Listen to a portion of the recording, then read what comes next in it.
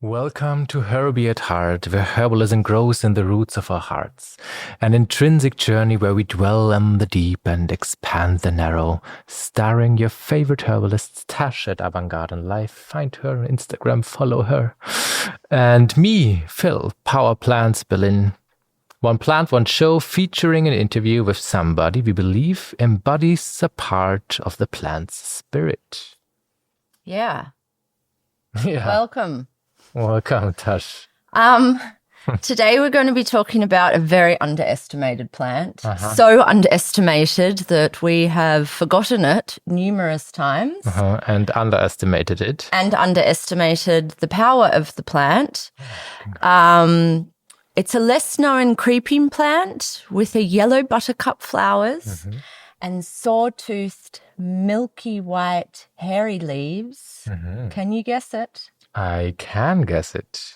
Not a lot of people can, and not a lot of people know this plant, actually. When I was telling people about the plant, a lot of people didn't know of it. Yeah, it's not used. It's not used anymore, even though it's from the rose family. So it can be eaten as most of the plants from the rose family.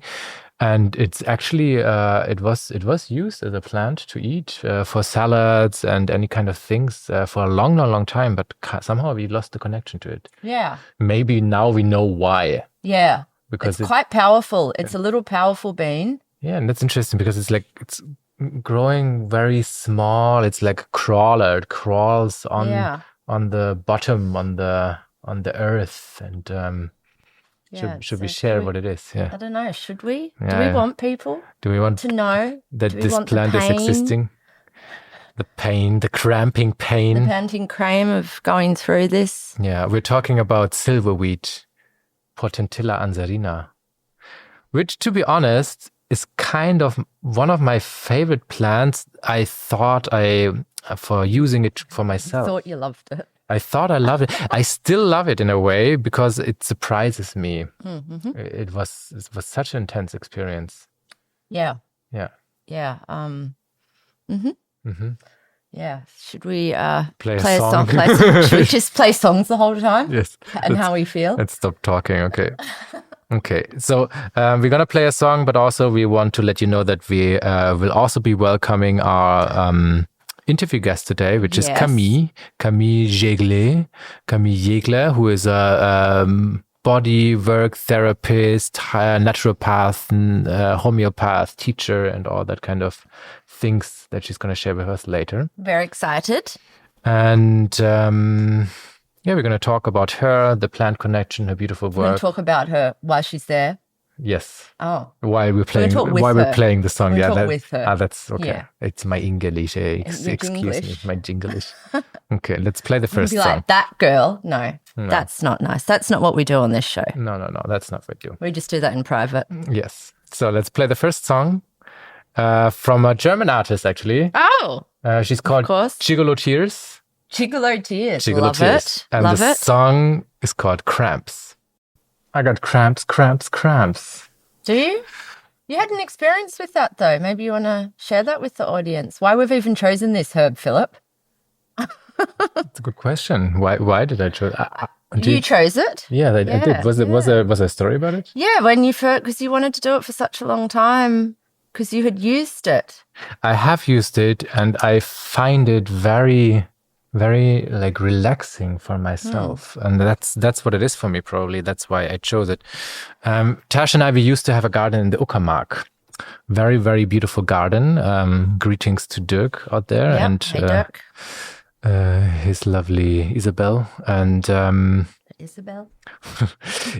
This plant was growing there extremely wild and big and loads of it. And I didn't really know it at the time, and I wasn't experienced with it. So we just started to make a maceration tincture, which is still this tincture that we were using.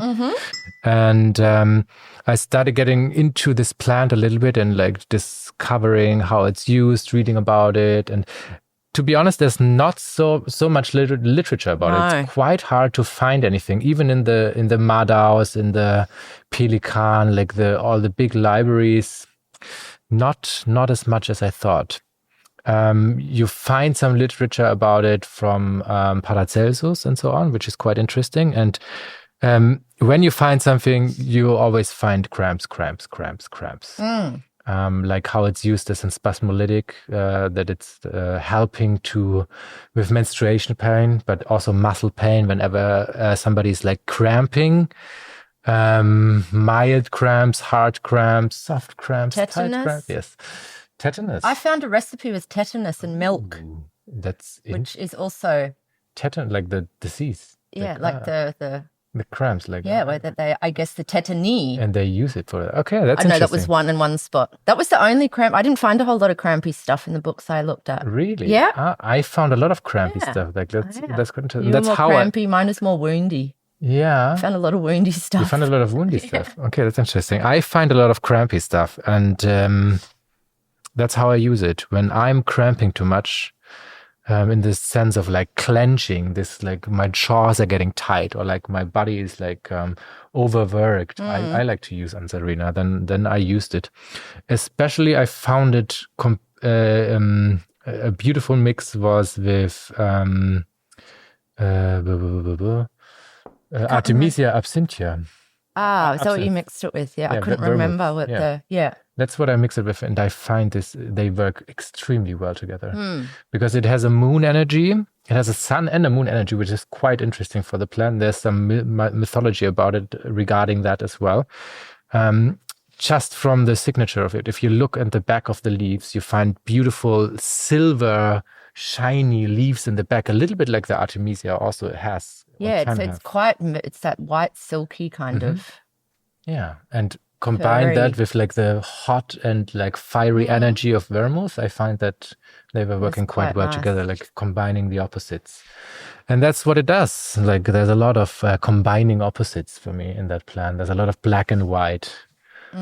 Here and there. Here and there. Over there. Yeah, but maybe not centered, and that's what you can use it for. Yeah. Like more of an extremity to it, you mean? Yeah, maybe. I find it not that extreme, but maybe because it's working so well with me. Yeah. Yeah, I think you had a bit of a different experience there. I mean, I'm not really sure, to be honest, I'm not really sure what my experience was because I just didn't want to take it. Mm-hmm. Like at first I thought, I'm not connecting with the plant. And then what I realized is I didn't want to take it. I was like a small child, like, I'm not doing that. I was quite adamant not to take it. I was like, no, I'm not doing that. I was sitting there and every day I was like, no, I don't want to take it. It was like it was weird. Mm-hmm. I didn't want to work with it at all. Mm-hmm. And then you sort of at some point, I think I asked you if you had taken it and you kept on forgetting it. Yeah, it was crawling away a little bit. Like the plant is crawling on the ground, it was crawling away. Even like the label went off. So I didn't really know where to find the bottle anymore. I put it in the wrong bag and took another bag. So it's disappearing? It was disappearing. Do you know that's a symptom that I've had? No. I feel like I'm invisible. Like I've told numerous people that I feel like I'm invisible. I feel like everything about me, I'm invisible. My work's invisible. My life, I feel invisible in the world. Like I'm walking through the world as an invisible person. It's really weird. Okay. So that's interesting that sort of you also didn't see it. Uh-huh. Yeah, it's interesting. I didn't think. So I was thinking about that symptom, what that was with the invisibility. So there's something there. I mean, since it's like this crawling plant, maybe it has the connection of like being on the ground because it's very small. It's not growing up. So it's a little bit like this... maybe like inferiority complex, like that's a part of the plant that incorporates it, I think. Possibly, yeah. Like crawling, making itself small, like, and even the way it's spreading, it's really not growing up. It's like going to the sides and looking what's under here and under there. And it also has this connection to the invisible world that there's the saying, bless you, excuse me, on the back sides, like, where sun and moon is meeting in the morning, the invisible folks, like the fairies and the dwarfs, they're celebrating parties on the leaves. It's like a Celtic folklore, like they're meeting there, and it's a way to get in contact with this kind of creatures on that plant. I can see that with that plant. It's very fairy-like. There's something so delicate about it. Yeah. It is this paradox because I found it very powerful, but very delicate also at the same time. in the way that the moment, like I didn't want to use it. And then the moment I did use it, I loved the flavor. I was like, oh, this is actually really good for my body. It's almost like a thing that you don't really want to, I think I was mentioning that you don't want to, it moves this stagnation within your body and releases these cramps of this stuff you're holding on to.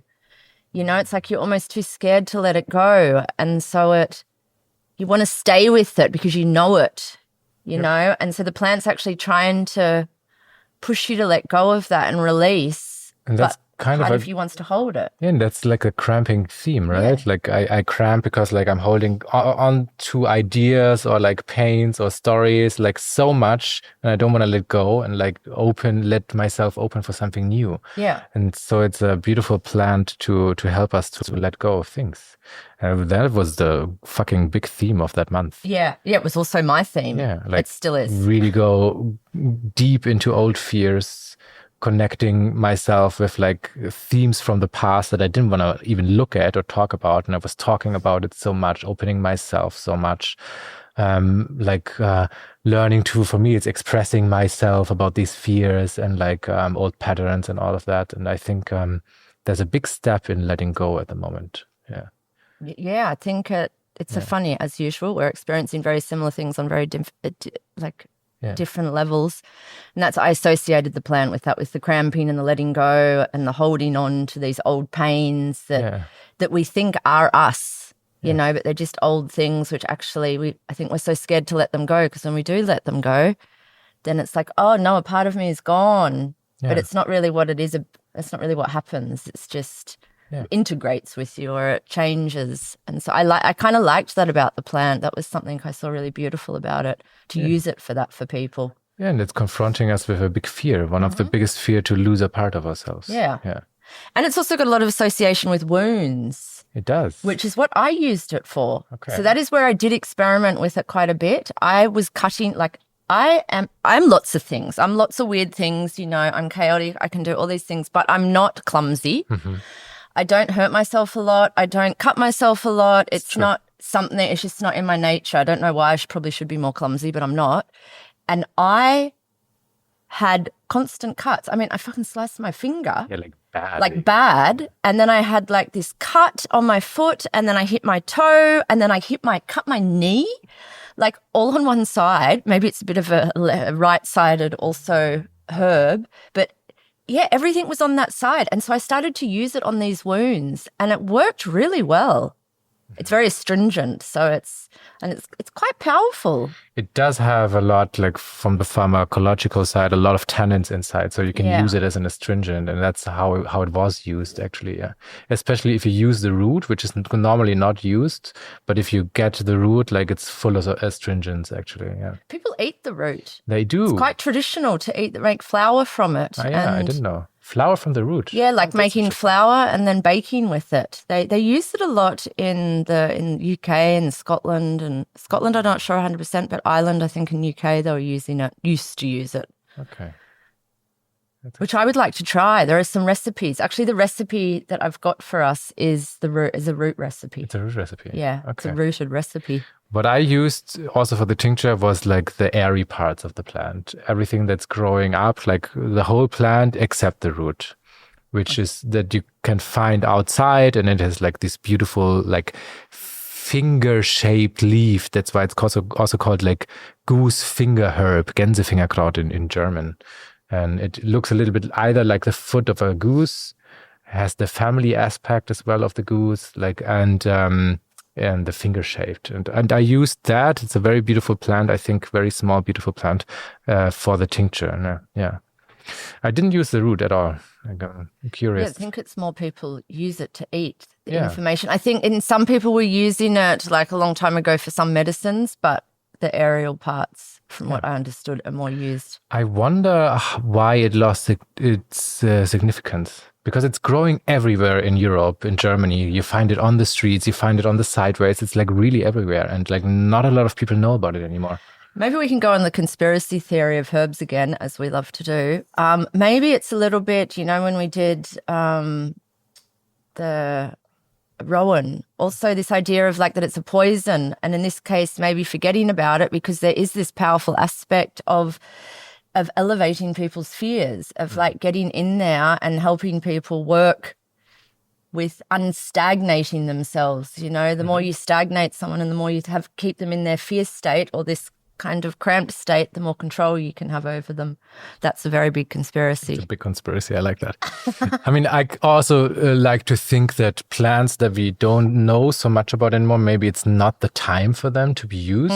They're not so much needed in the world at the moment.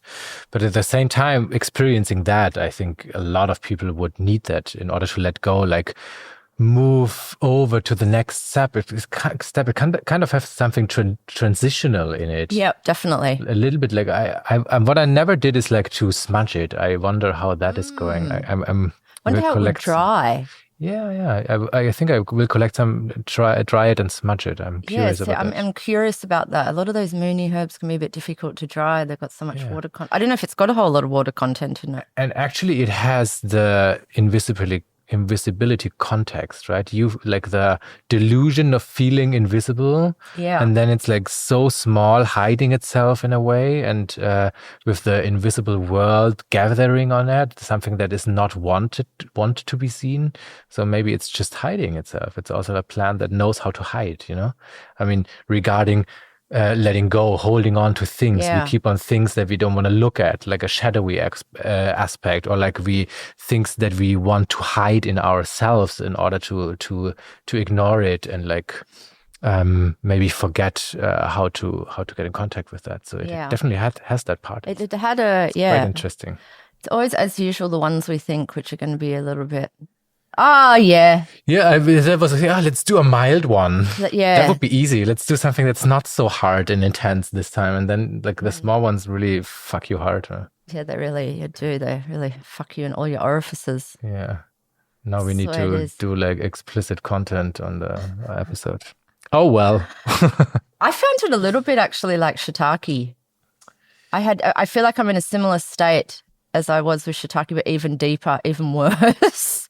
Yeah, shiitake, I didn't connect at all. I remember that. And this one, it's totally for me. Yeah, you're really into it. Yeah, even though I keep forgetting it, like my body's like, yeah, let's fucking do this. Like, let's go there. Let's get visible. Maybe it's that. Yeah, let's get visible. Yeah. But I get that as soon as I take it. What? Like as soon as I actually get it and then go, okay, I've got to work myself up to taking it. But the moment I take it, it's like everything releases and I can almost feel my whole system just opening. Like when I hadn't even I did the monograph in about 15 minutes or 20 minutes. I took a huge dose of it, which you told me to do. You're like, just take a huge dose, Tash. And so I did. And then I was just on the computer. I was just like researching, looking through all my books. I wrote like so much stuff about it. Interesting. It just like completely opened something up. Yeah, so maybe it's not hiding so much from us, but we are very scared of it to get in. I am scared of it. Yeah, maybe that's more that our body is like, no, I'm not ready to deal with that shit. Like, because I had to go deep. I have been going deep. Yeah. And I think you need room for it. And that's another aspect which I liked with it. It taught about, what were the words that I highlighted? Releasing, relieving, and resting. They were the 3 words that came to me about these plants. And that's what it's taught me, that it's okay to do all of that. And it's okay to take self-care days, even on work days. As you know, as freelancers, it's always difficult to do that. You think you're never allowed to take any time off ever. And well, that's me as a freelancer. It's not true. Maybe not me. It's one of my illnesses. And I found that interesting, that it's taught me a lot about that. It's taught me a lot about going, okay, it's a Monday and I don't feel good. I don't feel like I can approach the world today. I'm going to take a self-care day, or I'm going to take a me day, and I'm going to be, and it is about this releasing and relieving and resting. Yeah. And it's such an important thing. I know it from a colleague of us who just did it with her children. Like whenever they tend to start a sickness, a cough or whatever, like stay home the day before it even starts. And they don't go as deep. They don't get too sick. It's like, yeah, just we all stay home. You stay home from school. Like we don't need to go. And like we have a rest day, a rest out day. And then next day, everything's fine again. I like that. Yeah. I mean, my mum's here at the moment and she's been really good for that. She's really good with that to remind me to go do less for people, do more for you. Nice. And only do the things that are needed. Maybe you just need to rest in bed all day or just to relax. It's okay. And I think that's a good reminder the plant has reminded me about that a little bit. Yeah, especially in a process like that, like we're dealing with something, letting go, something as big as like old belief systems, old fears, like shadowy contexts. It's not something that can be dealt with lightly on the side. It needs all of the attention, and you cannot like go to work and do all of your stuff and progress in life and deal with that at the same time. It's just not possible, I think. Yeah, that's a very good point. Yeah. Which I think we forget. I forget all the time. We're trying to do too much. Yeah, it's about being conscious, being aware, being in the body, that we're going to talk about a little bit later with Camille, like maybe like how to incorporate that in our daily lives. One other theme which also fits also to this cramping and stuff is pushing. I think I spoke to you about that in other things, about pushing yourself, you know, when it's not needed, like how we push ourselves because we think that's what we have to do to get anywhere in life. I think that's such a modern illness of how we have to, like, you have to do that and we have to do that and you have to do that instead of just being. And you mightn't remember, but I remember one day when I was in one of my states this month that you said that to me. You said, but why are you pushing? What are you accomplishing doing that? Maybe it's time to stop pushing. And so then I wrote this little thing, which I'm going to read. It's just a tiny little paragraph, which came up with the plant. And it was, don't push what is not working. Follow the winding path laid before you and not the straight path you forcefully lay ahead. We are not meant to walk a straight path, but enjoy the twists and turns of what life brings. That what keeps it interesting and exciting. That what keeps the energy flowing. That's so nice. I thought that really fitted to the plant. It does. Also to the cramping part and also the wounded part, the wounds that we use it for, to like understand that a little bit about the body and life. Yeah, and it's such a German illness, right? This has to do like this. We have to do it like this. There are rules. We have to follow the rules. Like that's cramping. That's like tense energy. Yeah, and to trust that things are not working as we want, but like as maybe some life is choosing it for us, and to ease and relax into that and trust the process. Yeah. The biggest theme in that time for me was... You're going to hold my hand? Yeah, we can hold your hand. The biggest theme in the time for me was... no, I don't want to let it go now. Was... I can't. It's making me laugh too much. Okay. For me, the biggest theme in the last 2 months is like this... this saying that, like manifestation that I'm telling myself, everything's working out better than I planned. Oh, I like that. Everything's working out. Sometimes I'm daring, and I'm like, it's working out way better than I planned. Way better than I even could imagine. Oh, dig that, huh? Oh, I like that. Yeah, and it confronts me with my limitation, because it tells me, look, your world of your view of the world is just limited. It's this piece of cake. It's a tunnel. You have no idea what is possible. And if you allow the universe, God, or whatever your religion is, like to unfold itself for you, some things will happen that are even way bigger than you could imagine.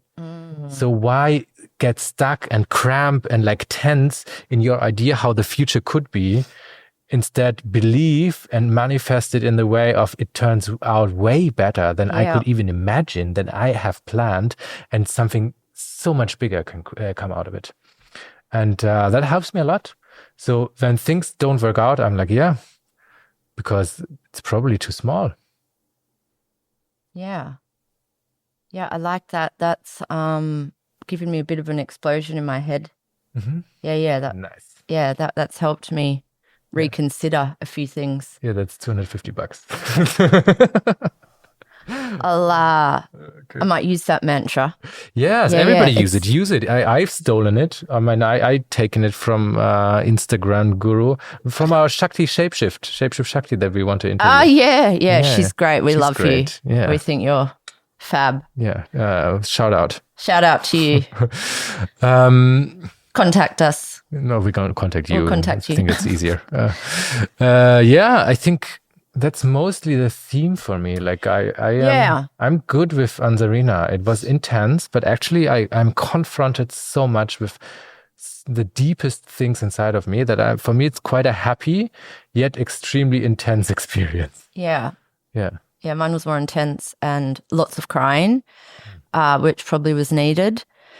But also also the physical aspects of it, of using it for the wounds or using it for just general cramping in the system. I think it can be a really beautiful plant to use that for, to keep that in mind. I think so too. I haven't used it very much, but and they also use it in TCM, but they use a different one of it. There's a few in the family, like there's a few different cousins which get used. Yeah. All different ways. For throat, also inflammation, just for like people who want to aren't so esoteric and don't use stuff so emotionally. It's really good for inflammation. It's a good one to have, like if you're hiking, you can actually then make teas out of it. And if you have inflammation in the throat or throat inflammation, mouth ulcers, you can use it for that. And also for cramping if you're out in the forest. I think it's a really good first aid herb to keep in mind or to put it on a wound. Yeah. To have it, because you find it often in the mountains and when you're hiking. So I think it's a good one to keep in mind for that. Just chew it and then put it in the there's wound actually chewing the root. That was the one that I found. Chewing the root for sore gums and mouth ulcers and even toothache, which can just come about when that's the worst if you're hiking. Yeah. And then all of a sudden you get a toothache and you're away for 3 days. Go get some of this. Also diarrhea, mild diarrhea, you can use it, which is also like a cramping theme, right? Like of a part of the muscles that are like not reacting in the way that they should. Hemorrhoids also, which is also a thing of letting go, a theme. So that's fits all quite this well. kind of a lot of sore places. That's also what I read. Like you can put it on all the sore places, which also fits with the emotional aspect. All the sore places on the body. If you just feel pain, you can put it's almost like a very soothing in a way, even though it's quite astringent. Sunburns, wind rash, rucksack rash. There's all these. Yeah, I mean, it's like you use a little hand to put on there. Yeah, which is I like that. Yeah, quite a nice translation, right? Like you're using somebody's hand to like soothe you a little bit. As they say in German, to give it a little. And this was one other thing which I found quite interesting. Their sisters, these Potentilla sisters, there's like 3 of them that are kind of interused differently, and they're called for the tormenting conditions. For the tormenting conditions. So when you're tormented, so the soreness and wounds and cramping, but also the emotional aspect really fits to that. It's a very old thing I found that it was called. It's a beautiful family. Like, for example, I experimented a little bit with the Potentilla pestis, the pest woods, which is one of the biggest plants for migraine also, which also fits in that like everything is getting like tunnel vision, like tense thingy, and that's a tormenting condition. Yeah, it's interesting. Finding on tormenting, that's quite an intense thing, but it's good to know. Yeah, I actually just forgot about it until now. I've just seen it, but you can even think of this plant as when there's a tormenting condition, which also relates to a toothache or really sore gums, or if you've got abdominal cramps or menstrual cramps or really bad hemorrhoids, they're so tormenting. Yeah. It's like you can't do much when you're feeling with those things, when you have those things happening to you. Yeah, exactly. Yeah. So it is a very interesting plant to try out. As always, if you want to experiment with yourself, be careful, take care of yourself. Don't take too much like we do, because we want to do an actual proving. So we try to understand even what is the condition when you poison yourself with a high dose amount of the tincture. And that's not something we recommend. doing it if you're inexperienced. If you want to get in contact, you can get a tincture or talk to a pharmacist, or like a healing practitioner in Germany, or a doctor, how to dose it. I would suggest to dose it like very mildly in the beginning. Yeah, or even just sit with the plant or draw it or just do other sensory aspects, smudge it. You don't always have to inject it. Inject it. Yeah. Don't inject it. No. Ingest it. I didn't take a whole lot of this plant, but I really got in contact quite quickly with it. Very easily, I think so too. Yeah, it's very, very... Kind of opens up to you very quick. Exactly. It's kind of like, hello. Yeah. Come here. It's like a little friend. It's really like this. You're like, no. And it's like, come here. And you're like, no. Yeah. It's just very love-hate. If you ever read the Mists of Avalon and you get... I've heard of this. You heard of this? It's like a series of books. Yes, it's like the story of King Arthur and all that kind of thing. I would like that. And there's a part of like where they get actually into the fairy world where you forget about time, and it's also like they're just in orgies, but like there's not a moment of what is reality anymore, and it kind of has this aspect in it. It's taking you in, and you're like, it's such an intense experience that you kind of don't want to get out, but you don't know how. Like it's really this fairy aspect. Telling everybody, don't fuck with fairies. It's not a... No. We talked about this, I think, in not the last episode, the episode before, about playing with the fairies and the fairy folk. They're... It's not just the mild experience. No. You got to be careful. Yeah. Okay. So, do we have... I didn't manage a song. You didn't manage a song? No, but you had that good idea just before. What was that? Queen. I think we played this before, but it doesn't matter. Did we? Yeah, one. But let's just play it again. It's a good song. Yeah. I Want to Break Free by Queen. Yeah, I think that's a good one for this now. There's a plant that crawls along the earth as if it were mending it. Potentilla Anserina, stitching soil and light together with every new root. There's a woman whose hands wander through the landscape of the body in the same way, following small paths of tension and warmth, finding the places where breath has forgotten to arrive. Golden suns rest in a cradle of moon-silver leaves. In that image lives a gesture that feels like Camille's work. Daylight wrapped in dusk, the nervous system held in a softness that does not ask it to change, only to show its true weather. The plant loosens cramps in bellies and hearts. Camille listens for the same invisible fists under the skin, a jaw that never unclenched, a diaphragm that never really fell, a pelvis that had learned to wait. Sometimes under her touch, the body does what the meadow does after a long night of frosts. It thaws in place you did not know were frozen.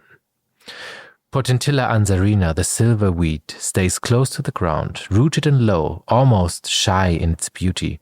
There's something of this in Camille's way of working, a quiet, unapologetic intimacy with flesh and feeling, an invitation to sink, in by inch, back into one's own weight. If you listen closely, plant and practitioner seem to speak the same language, a slow grammar of roots and pulses, of suns that dare to shine inside a cloak of silver, of bodies that remember that softness too is a form of strength. Originally from Lyon, France. That wasn't a very good French accent. And based in Berlin since 2015, Camille has long been guided by a desire to foster growth, connection, and a more human world. Her path began in international law and human rights before leading her towards a more personal way of supporting people through presence, listening, and authentic human connection. Today is a Heilpraktikerin and Leibarbeit practitioner. She offers a warm and attentive space for individuals and groups to explore challenges, questions, and aspirations, integrating body, mind, heart, and soul. Her work supports people in reconnecting with their inner resources, resilience, and potential. She believes that every difficulty holds an opportunity for growth, and that healing often begins with feeling seen, supported, and accompanied on one's own unique path. Well. That was a beautiful introduction. Thank you so much for your kind words. That we welcome you, Camille, to our podcast. Thank you for joining us today. Thank you for inviting me.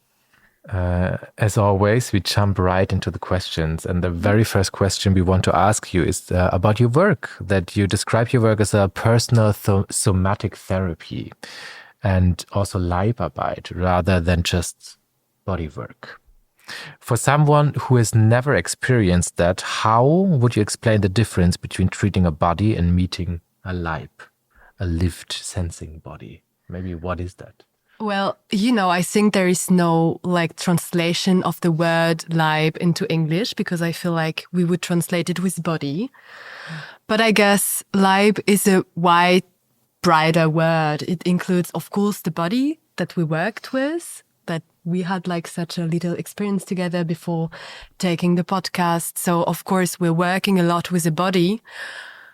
But we're also integrating everything else that is you. So it is maybe your voice, your feelings, your thoughts, your emotions, everything that leads you being you in the right moment we're working together. So I feel like as a body worker, which I also do, I am always including everything else that I would feel in the space when I'm working with someone. But I'm not only working with a body, I'm working with a being.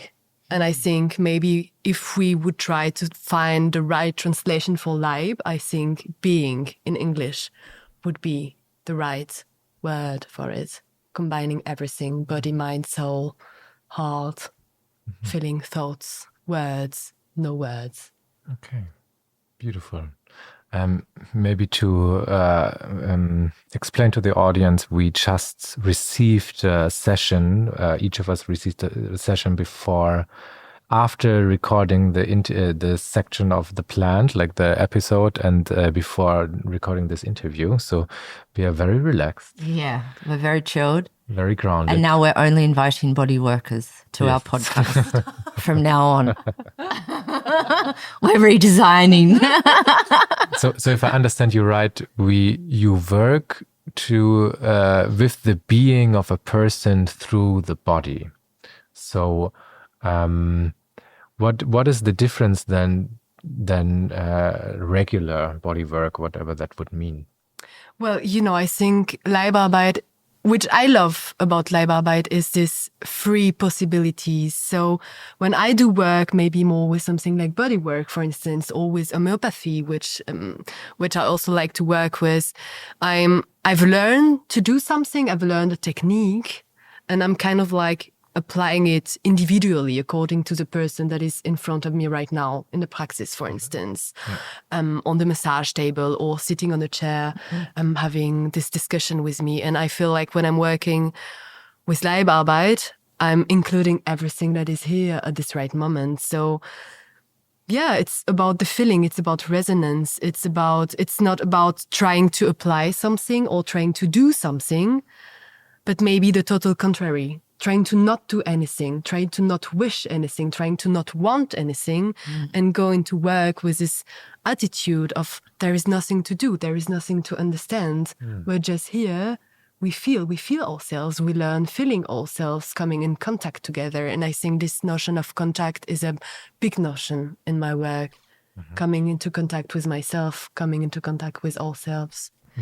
Maybe for the audience, because I think lots of people don't really know what Leibarbeit is on a practical, what the difference between body work and Leibarbeit. Yeah. So what could someone expect from a session? How is that different from a massage, for example? So I feel like the setting is different, for instance, because first of all, the classical setting for massage, for instance, would be working on a massage table and using it also as a tool. Leibarbeit, we can work with Leibarbeit kind of almost everywhere. We worked a few minutes ago on the floor, but we could also work on a sofa or on a chair or in the car or in the bus or on the beach or whatever. We can work everywhere and we don't need any setting to really work. It's only about, okay, is this the right moment now?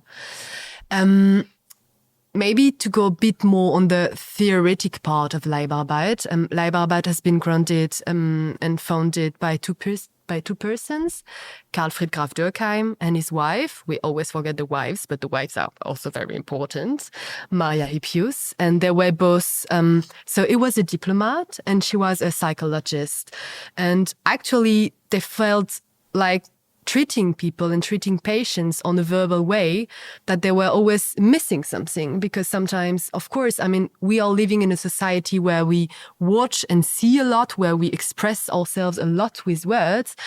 And thus, I think as therapists, we also see that sometimes we're missing some parts of the person that is working with us, sitting in front of us. And that's how they like started working with being way more intuitive, having a touch, for instance, or proposing maybe a different setting and working with what is like coming into the space at this right moment. So I think the main difference between classical bodywork and Leibarbeit is, in the bodywork, I would be applying a technique to treat precise bodily problematics or body problematics.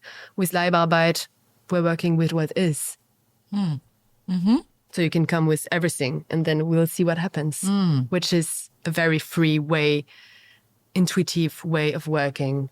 The only rule is we're not touching sexual organs and we always have the right to say no, which is, I think, a huge part of the work. Learning how to feel, okay, do I feel a yes? Do I feel a no? If I don't feel a yes, then maybe it's a no, and also learning to express it. And how do you know what is? Is it something that you feel by just getting in contact with that person? Or how do you know what to do if you're not following a certain technique? Mm-hmm. That's a very interesting question because, I mean, I'm also teaching Leibarbeit at the Heilpraktiker School, the Samuel Hahnemann Schule in Berlin. And this is a very interesting question that always comes up.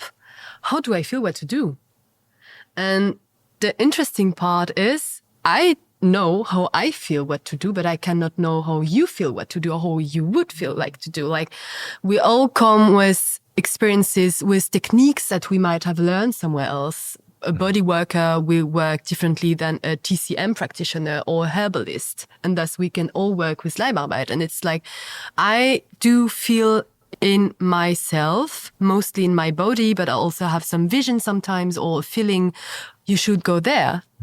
But I know one teacher of mine, for instance, he sees red dots on the bodies of its patients. And at some point he was asking himself, what are those dots? And so he talked with a TCM practitioner and she was like, interestingly, all those dots are points on the meridians. So I guess everyone has a different way of perceiving. And it's also about that, learning to be always finer with our own perceptions and trusting them. If I feel like going to your feet, I don't have to know why. I don't have to understand. I'm going to go to your feet. And maybe after that, you'll tell me like, this is crazy. I just enjoyed myself on this feet, on this foot. And that's the interesting part. I'm not applying something like, I know this is right for you, but more, okay, I have no clue. I'm just following my instinct, my intuition, and I'm teaching this organ of listening to my intuition, or you're teaching yours. And as a teacher for that kind of practice, what is your experience? Is it something that everybody can do, or is it a gift that you have to follow those kind of instincts? Well, I think we can all do that. We can all learn to do that, but I think the most important is, okay, is this something for me? For instance, there are some people that are most likely to preserve the distance with their patients or with other people. I'm a person, I like to touch everybody. I mean, I'm this kind of person. So I definitely have this opening or openness for it, for this like coming into contact. This was actually mainly the main reason for me to do the Heilpraktiker, also to be working with my hands in contact with people. But I also do know some people that tried it already and felt like this is a bit too much for me, or this is not a tool. Maybe a tool would be also a great word for it. This is not a tool that I feel myself applying with my patients because I'm more onto the verbal. Or you're a herbalist, you're working with plants. This is your tool. Yeah, I know two people who had that experience with Leibarbeit. It'd been a little bit too much. Yeah, interesting. Yeah. So, regarding this process of letting go, trust the process, like as a herbalist, for me, it's quite clear. A person comes to me to a consultation, and we talk about the problems. May they be physical, emotional, so and I have an idea on what to apply, and like talking about the plants, maybe an idea how the spirit of the plants works with the spirit of the person. How does that work with your kind of work? How does a session look like when a person comes to you? And maybe you can tell us maybe an example on a result, so that maybe that we get a bit more of an idea of what actually is happening. That's a very interesting question, because no session is another session alike. All the sessions are always different. And I do have some people coming every week for this really like process following on a very intensive base. I have some people coming once a month or twice a month or once every whatever, how much time. And it's really interesting because no process is another process alike. So I have two examples coming to my mind. I have this one person that he is a bit older, is on his 70s already, and we work together since, I would say, maybe 8 months on a regular basis, so every week. And he would always used to come to the sessions with things to explain, to talk about. And at some point he was like, you know what? I'm bored, always preparing myself for the session. And I was like, amazing. That's exactly what it's about. And the next time he came and he had not prepared anything to say. And we still had things to talk about, but mainly it's not about what we talk about, but what he felt in this right moment. What are the aspects of your personalities that you're discovering right now? And somebody told me, like, what am I doing there actually? And we talked about the fact that, and this is what I like also about the work, when you feel someone is opening for a brighter dimension. It's not only about what I'm doing materially every day, but it's also about coming into contact with maybe some past experiences or some wishes or some, this moment where you feel like you're just a little dot in the middle of everything. I was showing you this painting of Matisse before because I was listening to you taking the podcast, and I feel for me it's like the probability tree in math. So you have a point, and out of these points there are some lines coming out with some points coming to other points and so on. Exponential growth. Yes. And it's not about, okay, what path am I going to choose? It's just about feeling that everything is possible. And for me, Leibarbeit is about feeling that everything is possible. And this painting of Matisse is really that, La Gerbe from the early 50s, so his late work. He had like a huge disease, he almost died. And then something happened. And he was like, actually, there is way more about life than just what I'm doing every day. And I think this is the very interesting moment with the patients when they realize it's not about what you're going to tell me. It's not about the solutions that you're going to offer me, but it's about coming into contact with myself and be able to find my own solutions. Wow. Yeah. It sounds like a very spiritual practice, actually. It is. Yeah. It is. I mean, Leibarbeit is also part of this broader concept called initiatic therapy that they still are doing in Todmusrütte. It's in the Black Forest in Germany. So Karl-Fried Graf Dürkheim and his wife, they built a center in the Black Forest in southern Germany where they are still working with all those techniques of initiatic therapy. So Leibarbeit would be about touching. There is also this like writing or like writing without saying, or working with like tone. I don't know how to call with clay. With clay, yeah. Or also doing some music without trying to do something, but only doing what feels right. So initiatic therapy, it also sounds very spiritual in a way. Actually, Osho talks a lot about that, about no mind. Yeah. No mind meditations where you do an activity with like nothing. You don't have to create anything. It's just about the activity alone and being in that moment of exploring what's going on. It's a little bit similar, reminds me. Yeah, very much about that. Yeah. I feel like the only difference maybe into what you're saying is no mind. There is already something negative expressed into this concept. Whereas I feel it's not about understanding or wishing or wanting something, and thus sometimes it's about that and allowing anything coming. Yeah. Beautiful. So do you talk, I'm still not 100% clear how the session looks, just also for the public. So when the person actually comes in, like physically, do you then have a talking part? So the people will tell you what's going on, so you know they don't just come in. So that's approximately that. People are coming for an hour or something like that, and we start sitting in front of each other or next to each other, according to the feeling, and then we start talking. So we always have this verbal moment to also, because I feel like we're able to feel, and sometimes expressing things is also allowing us to be a bit more precise about what we're feeling, what we're going through. So we always have this verbal part. And when there is nothing more to be expressed on the verbal way, then we start working on the floor. So my classic setting in the Praxis is we're working on the floor on kind of like a carpet. Then we first check that you feel good. You can lie on your belly, you can lie on your back, you can lie on your side. You can also decide to stay seated on a chair. And we just check that you feel good. Maybe you need anything under your head or under your knees. Maybe you need to be covered, maybe not. So we start feeling safe. This is also a big thing in this. We have to feel safe, because when we feel safe, we are able to say yes or no.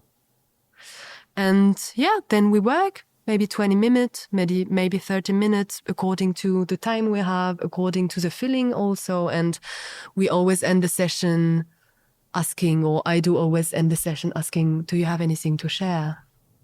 Is there anything that came up that you want to talk about? And sometimes there is something that came up and that we want to talk about, sometimes not.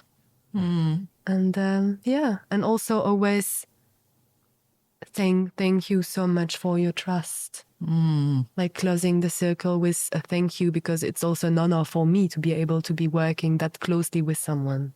That Beautiful. would be what a session looked like. Nice. So I came up with a question thinking about your work, because it's something I experienced before, and I was wondering if our bodies would be able to directly talk during a Leibarbeit session. Maybe you have an idea of what brutally honest comment do you think it would whisper about the way most of us are treating our bodies? Well, I think it's a very interesting question, because, I mean, the main work is about the touching. And obviously we can touch with our hands or with our body, but we can also touch with our senses. So sometimes I'm working with sense, or with whatever object or magic cards or stones or whatever is here that feels good to be worked with. And it's interesting because we can also touch with our voice. So sometimes there would be a song coming up that I would sing, or words coming up that I would also pronounce. And it never happened to me that one Leib or one person said always the same thing. So I think there is no practical one answer to this question. But is there like maybe a common theme that you feel like treating? You work in Berlin, maybe with a lot of listen. Okay. Listen and take time. Take the time to listen. To listen and to learn to feel. You know, we're living in a society, I feel to my mind, that we are a lot in our heads, but our head is practically maybe like 1/8 of our body. So go down and listen. Go down and listen and trust. I think that reflects quite good on the next question. That, as in the beginning of the podcast, you heard us talking about the Anserina or the Silverweed having this sun-moon aspect. And in your work, that's quite a polarity. You've got this light and dark, tension, relaxation. In your work, how do you work with that? Because you're going to have these energies of ups and downs, tension, non-tension, and I guess it can be quite dynamic. all over the place. Sometimes, maybe not always. How do you navigate that through a session? I think there are two pillars for answering this question. First of all, when I'm teaching this class with the Leibarbeit, we always start the class with an opening meditation, which is really about entering the space and first of all, feeling our bodies on the floor, supported by Mother Earth. And then also going up and feeling our bodies with the infinity that the sky is offering us. So this real connection between the earth and the sky, which is also, Carl Friedrich Dürkheim wrote some books about his work or about their way of thinking. He never really wrote about Leibarbeit itself, but he's been working and writing a lot about this connection, about this being human being between earth and sky.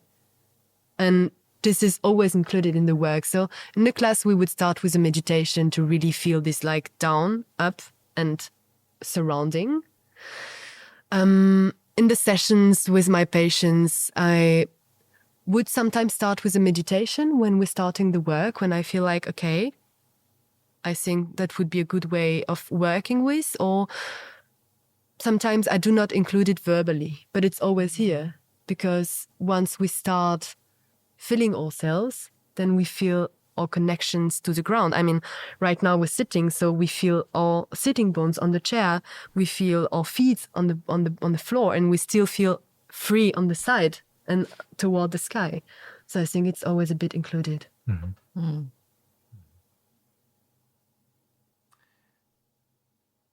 We always look for like very quick answers. I mean, humans tend to do that, like a quick fix, clear answer. Silver bullets. I take this, and then everything is getting better. Yeah, and somatic work as well as herbalist work or homeopathy. Sometimes they work very slow. They work a little bit mysterious. Sometimes it's a bit messy, all over the place. And it's like, maybe do you have an example of your work, how a client's body reacted to something like that surprised you, maybe that you can share? I mean, there are some reactions that are very quick.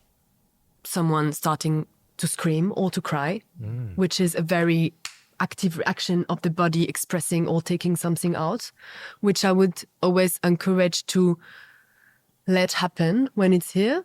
Sometimes it comes out, sometimes it can't, which is also interesting to observe and to accompany the person feeling okay with it.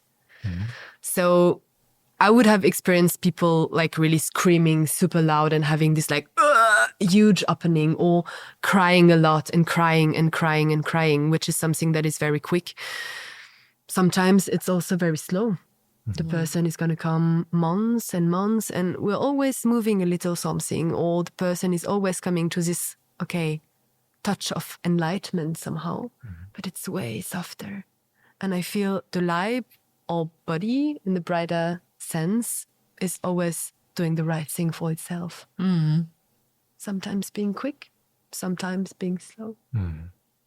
Yeah, maybe you want to share a little insight or exercise for the stressed Berliners out there, that how to get in contact with themselves, how to get in contact with their body. Like, can you give us a quick fix? Elvis!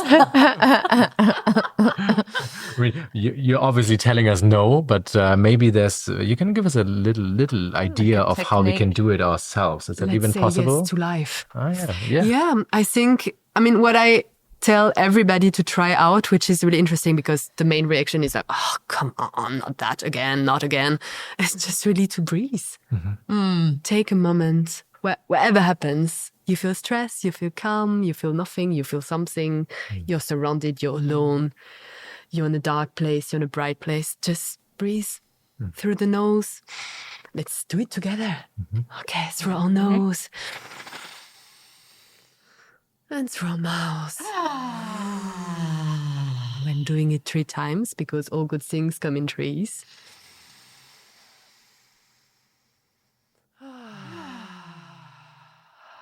And one last time.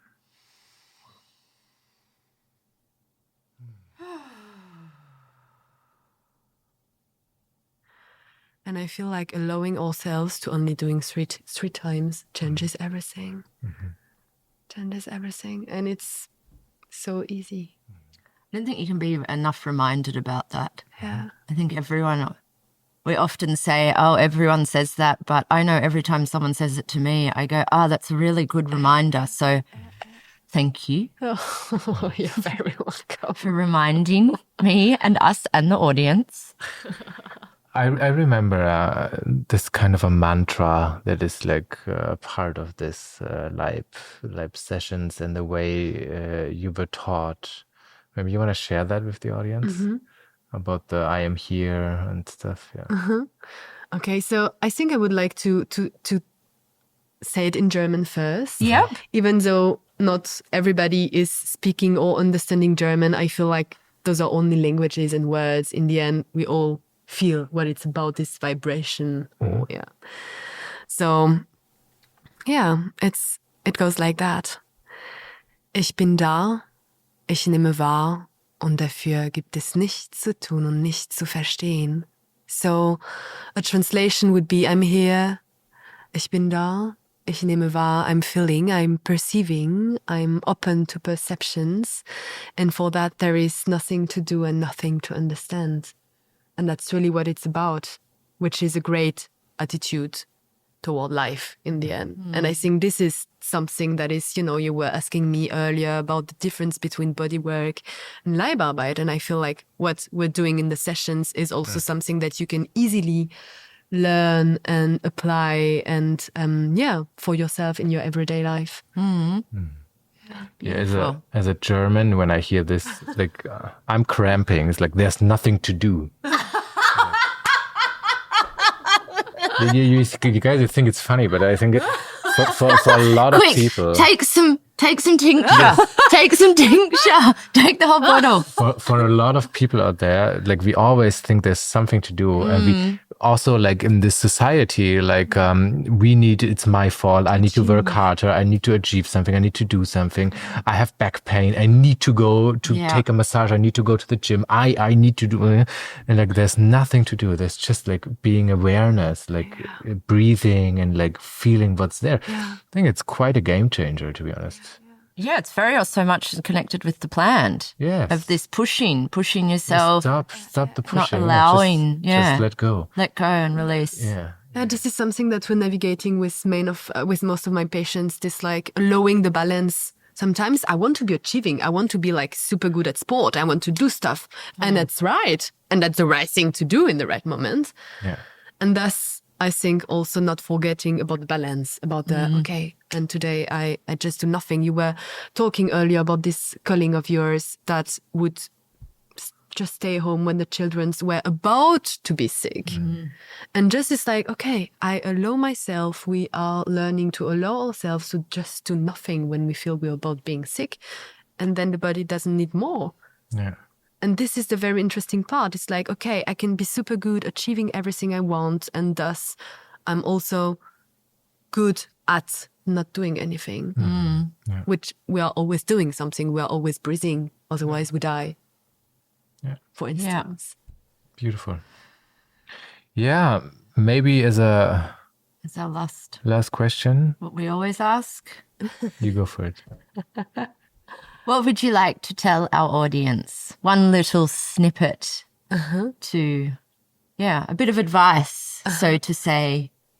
Yeah. Whatever comes to you in this moment. Well, you asked me for a song, and I'm a big fan of Patti Smith, actually. That's why I talked about this song, People Have the Power, and I think it's really about that. First of all, I think we're way more free than we think we are.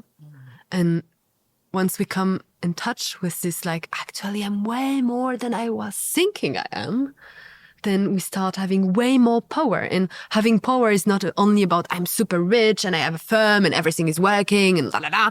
It's also like just feeling everything is possible, because yes, everything is possible. This is what I really believe and I really experience, actually. Beautiful. People have the power. Before we play that song, maybe a few words where we can find you. Okay. You can find me on Instagram.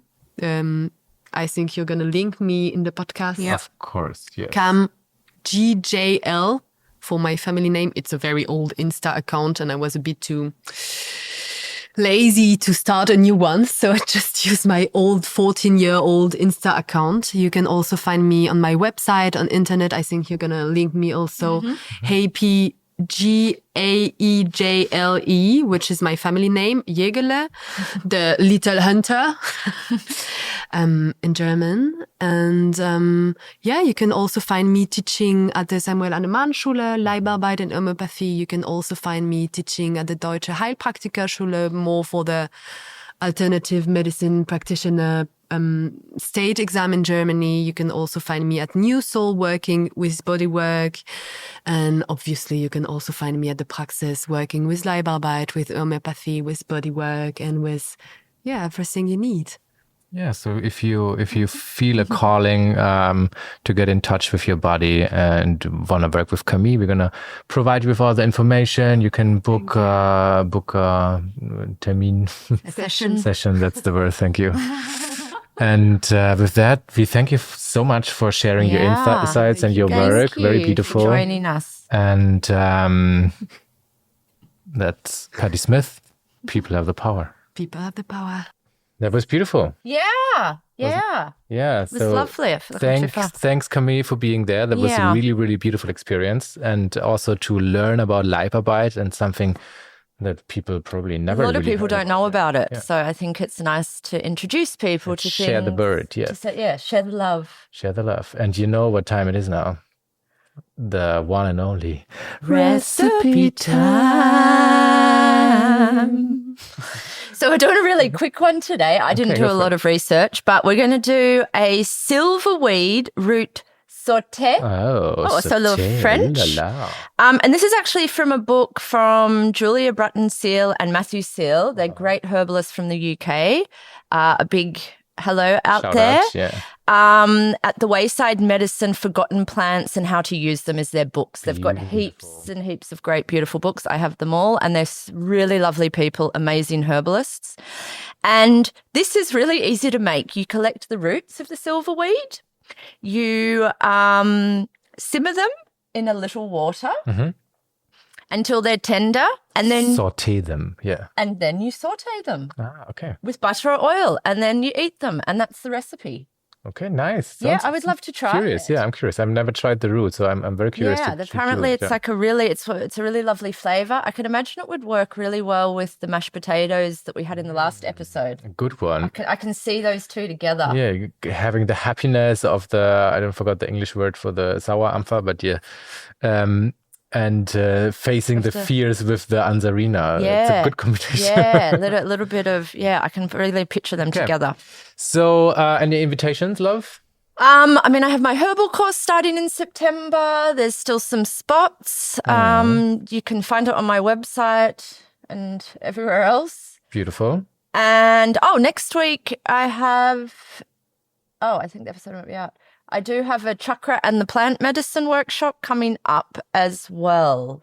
I think that's all I've got at the moment. We have something together, right? Oh, we do. There's a blind proving on... So we're doing our first event together. Yes. Which we sort of alluded to. And it's the first one we'll be doing. And I don't know what the date is now. I don't have it in my head. It's not in my calendar. I don't know either. It's definitely end of July. So there's going to be... terrible. We have 2 dates. One is like the Aufstellung that we're going to do. So there's a possibility to get in contact with family constellation systems if you want to do your own family constellations, which is going to be in English. 24th of July. So join us there if you're curious. June, I think that one is. Of June. Then it will be directly after the episode. And then in July is the testing. And then the testing, We're definitely going to write the dates in the show notes, so check them out if you're curious, or I'm going to put them in the video so you can see it when you're listening to this episode. That's a good idea. And there'll be the link of how you can come. So if you want to test or prove the next plant for us for the next episode, you can come and join us with that. It's going to be like different ways to get in contact with the plant, meditations, also different kind of preparations, exactly. So it's going to be very exciting. It's going to be very playful. Yeah. And you? I don't have anything new going on. If you're curious about homeopathy, there's a Congress package for the last Living Homeopathic Congress, where I interviewed some beautiful, beautiful homeopaths, like really, really hardcore, full-on people that are doing this work for like 40 and more years. And like working with cancer patients and like really, really intense and beautiful work and stories. And there's a discount right now. So if you want to buy the package, do that. I'm going to provide you with that in the show notes. And as always, you come visit us at our Praxis. Yeah, at Mommsenstraße. Follow us on Instagram. Give us 5 stars if you like the podcast. Share it with your friends and family and everybody who's like, Isn't that what you're supposed to do? Comment, like, and share. Comment, like, I don't know, something like that. Yeah, ring the bell. Ring the bell. Ring my bell. Okay. And with that, as always, Herbie at heart. Herbie by nature.